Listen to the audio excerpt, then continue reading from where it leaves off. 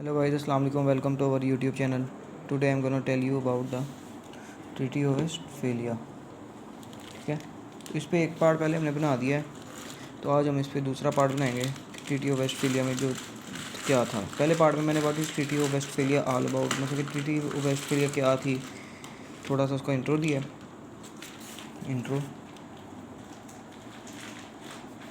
Introduction थोड़ा सा, और थोड़े से उसके ये पॉइंट्स बताए हैं। ठीक है, मेन पॉइंट्स। तो आज मैं आपको उसका सेकंड पार्ट बनाया है हमने उसी वीडियो पे। तो उस वीडियो के अब क्या है, सेकंड पार्ट में क्या है, कुछ और पॉइंट्स।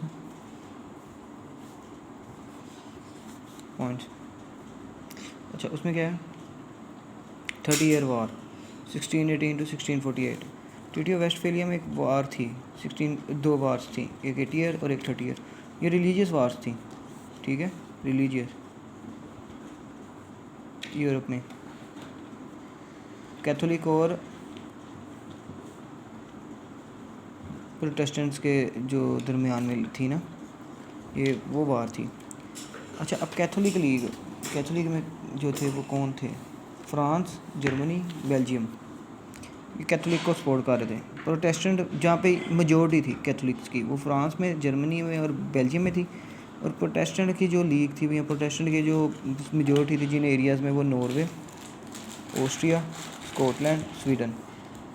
ठीक है, और इसमें ये था कि इनके जो किंग्स थे ना, ज़्यादातर उसके वो जो जिस तरह कर रहा था, क्योंकि तब आपको पता है वो एनार्की का दौर था, तो वो बस मोनार्की में यही था कि किंग्स के जो रूल करते थे, वो जो कहते थे वही होता था वहाँ पे। तो ये चीज़ थी वहाँ पे, ठीक है, कैथोलिक और प्रोटेस्टेंट्स में।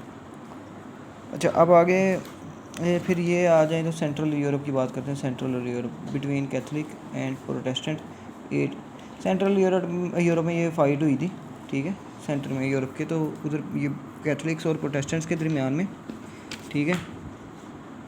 8 मिलियन कैजुअलिटीज़ का मतलब कि जो डेथ्स हुई हैं वार के दौरान, उस टाइम 8 मिलियन, तकरीबन 80 लाख, 80 लाख जो 8 मिलियन की कैजुअलिटीज़ हुई हैं, डेथ्स हुई हैं उस टाइम। मतलब ये बहुत ज़्यादा बड़ी फिगर है डेथ्स के लिहाज से।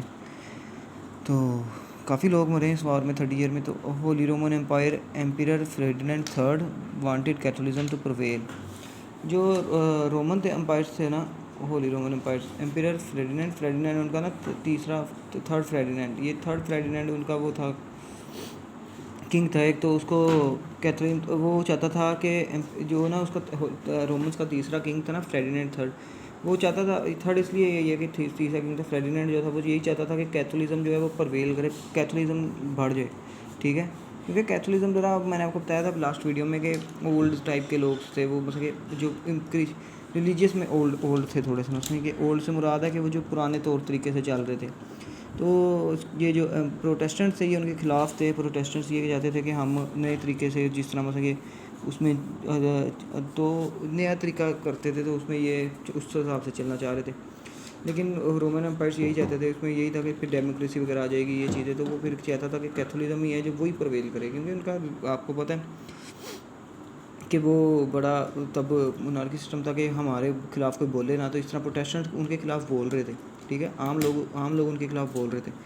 तो वो उधर के तब के किंग्स, उस टाइम के किंग्स ये नहीं चाहते थे कि कोई हमारे खिलाफ़ बोले, तो इसीलिए वो यही चाहते थे कि कैथोलिज्म ही प्रवेल करे, कैथोलिज्म ही ज़्यादा रहे। तो अब मैं उसके कुछ फीचर्स आपको बताता हूँ। फीचर्स में आ जाता है प्रिंसली रिलीजन।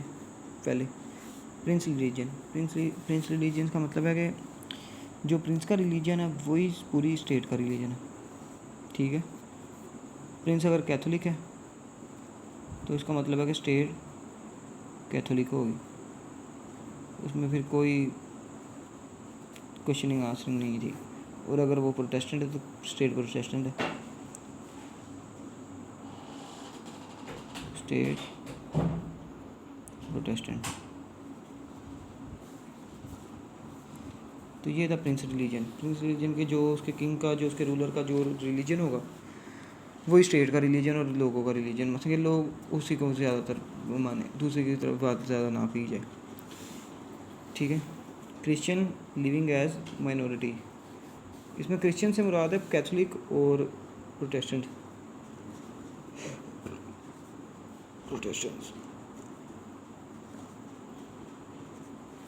ठीक है, कैथोलिक और Protestant, Christian living as minority.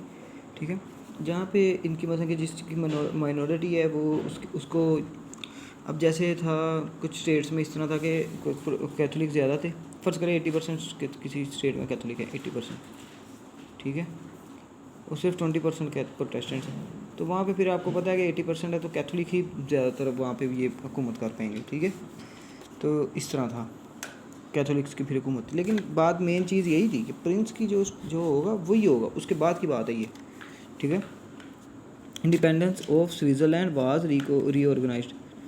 जो स्विट्ज़रलैंड था ना उसको इंडिपेंडेंस मिली थी और उसको रीऑर्गेनाइज़ किया गया था। ठीक है, वो क्योंकि वो जिसके हाथ में था वो उसके हाथ से निकल गया था तो उसको रीऑर्गेनाइज़ किया गया था। ठीक है, France took control of Metz, Toul, वर्कैम, डिकापोल, पिगनड, ये कुछ स्टेट्स थी, कुछ एरियाज़ थे जिसके ऊपर फ्रांस का कंट्रोल आ गया था ट्रीटी ऑफ वेस्टफेलिया के बाद। फ्रांस ने इन कुछ एरियाज़ को इसके कंट्रोल में आ गए थे फ्रांस के एरिया, ये कुछ areas Metz, Toul, Verdun, Decapole और पिगनेट। ठीक है, इस ट्रीटी के बाद Sweden took control of West Pomerania, Wismar, Verden. Sweden को ये वेस्ट कंट्रोल हो गया था, उसका जो कंट्रोल था वो उसके ऊपर आ गया था, वेस्ट पोमेरेनिया पे, बिस्मर पे और वर्डन पे। और जो क्योंकि जिस एरिया में वार चल रही हो वहाँ पे ट्रेडिंग आपको पता है एक तरह से बिल्कुल लो हो जाती है, ज़ीरो हो जाती है।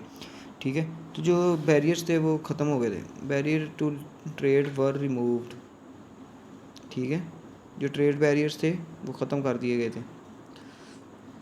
ठीक है, तो इसके पॉइंट्स में ये देखिए, रिलीजियस वार थी 30 ईयर, कैथोलिक और प्रोटेस्टेंट के दरमियान, फ्रांस, जर्मनी, बेल्जियम कैथोलिक थे, प्रोटेस्टेंट में नॉर्वे, ऑस्ट्रिया, स्कॉटलैंड, स्वीडन थे। सेंट्रल यूरोप में ये फाइट हुई थी बिटवीन कैथोलिक और प्रोटेस्टेंट्स के।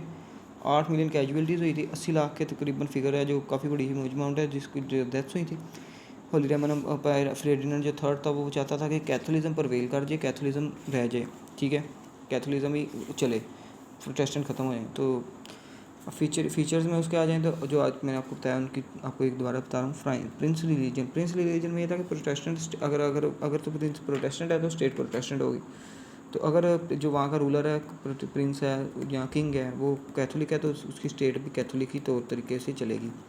क्रिश्चियन लिविंग एज माइनॉरिटी, जहाँ पे क्रिश्चियंस लिविंग है, मतलब क्रिश्चियंस यहाँ पे कैथोलिक और प्रोटेस्टेंट्स हैं, जो यहाँ जिस जगह पे माइनॉरिटी भी है उसकी कम चलेगी, दूसरे की ज़्यादा चलेगी, वो तो आपको पता है नेचर है दुनिया की।